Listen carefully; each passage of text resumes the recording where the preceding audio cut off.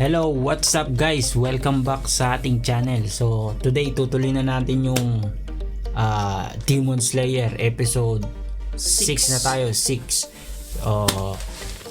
Ano ba yung nakaraan? Di ko na matandaan. Nakuha niya yung nakuha swords na niya niya. yung swords niya, yung nagiging itim, nagiging bangkay. Itim yung naging kulay. Gusto nung isa, nung blacksmith maging red pero itim yung nangyari. Red kasi yung buhok niya tapos gusto red din.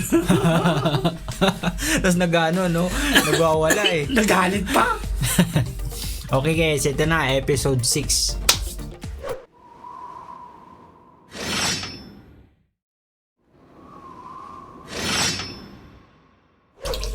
Kahawa naman yung kapatid niya.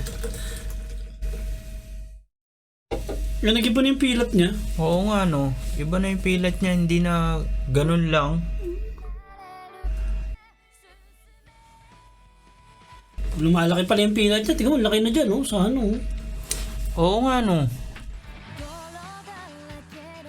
Baka mabubuo yan hanggang... Ay, di ba? bilog pa, oh. Oo nga no. Medyo bilog pa.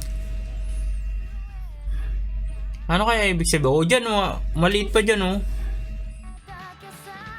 Parang lahat sila meron. Hindi, yung babae wala eh.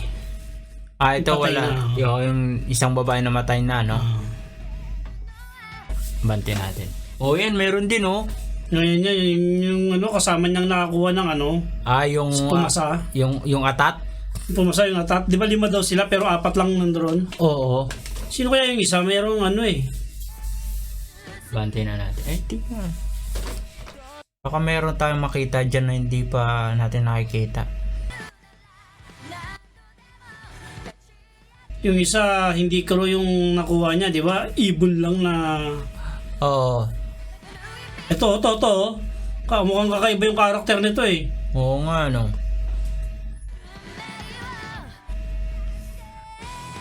Paano yan? Tubig yung power niya una tapos binigay sa kanyang espada. Apoy yata, di ba? Sabi Fire. fire daw. Araw daw, di ba? Tingnan mo nga, balik natin yung pamagat. Balik mo na konti, Glenn. Search man na company nga demon. Okay. First mission na pala niya yan. Pupunta siya sa isang bayan, di ba? There aren't many demon slayers with black blades, so little is known about them.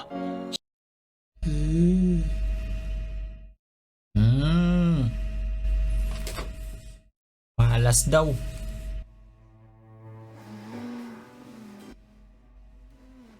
Parang uud lang.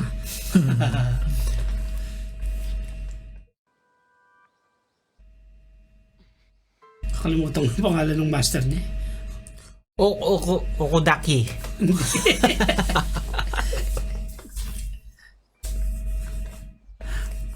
Hirap ano.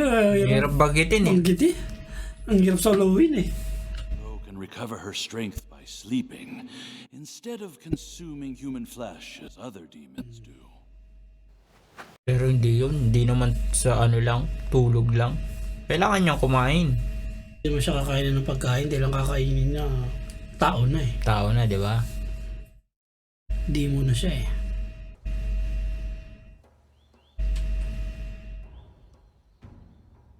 So, ibig sabihin, lahat ng demon, ganun yung nagiging transformation. Pag yung sugat, nalagyan ng dugo. Yun yung sa nangyari sa kapatid niya eh. Kasi, kapag ka Nakagat, pwede siguro. nakagat lang. Baka. Kadalasan pinapatay naman nila eh. Oo. Kung pinapatay nila, wala nang dadami, hindi na sila dadami. Hindi na. O baka naman nag-aano rin sila, nagre-reproductive system din sila.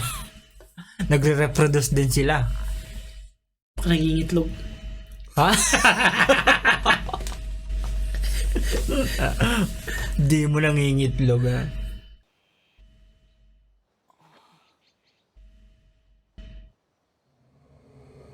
Iba yung ilong niya eh, no? Yung kapangyarihan niya, yung ilong niya eh. Meron siyang power na Advanced Conqueror Haki yun eh. Hindi, advance. Anong tawag dito? Advance smelling haki.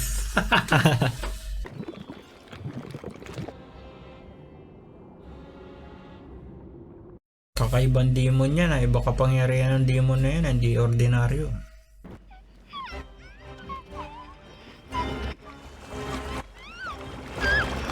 Yan yung nangunguha ng bata. What did you do with the girls you kidnapped? Kakaiba tong kalaban niya. May power. Nagsisip yung ngipin eh. Ha.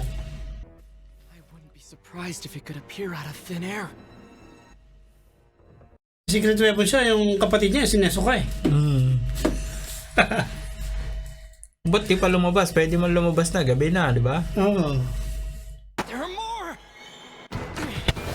Kagibunchin yan. Kaya madami. That demon's name is... Si Jack the Ripper yan. Mosan Kibutsuji. They all have the same exact set. Usually demons don't work together. Hindi naman siya. Hindi. Siya yun. Nagkakagibunchin nga yun. Bring Sasako back. The girl you took the other night. Malupit tong isa. Nagpapiano yung ngipin.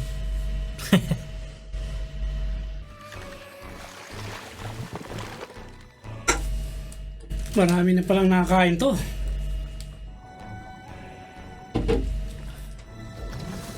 Marami na kaya niya. Kailangan na yung ano. Bitayin.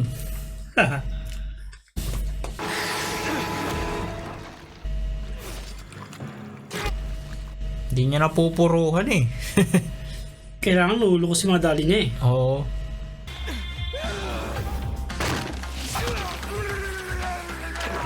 Nasipa ka din o sa nesuka. Nga oh. Lakas talaga yung secret weapon niya Glenn eh.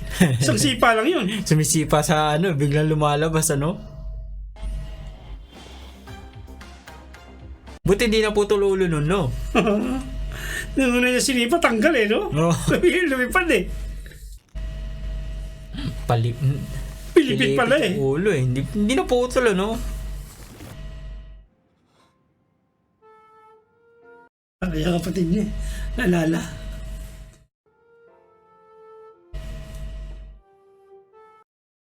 Nagiging demon siya, tapos bumabalik siya sa ganyan eh, no? Go! If a demon harms a human, never forgive them!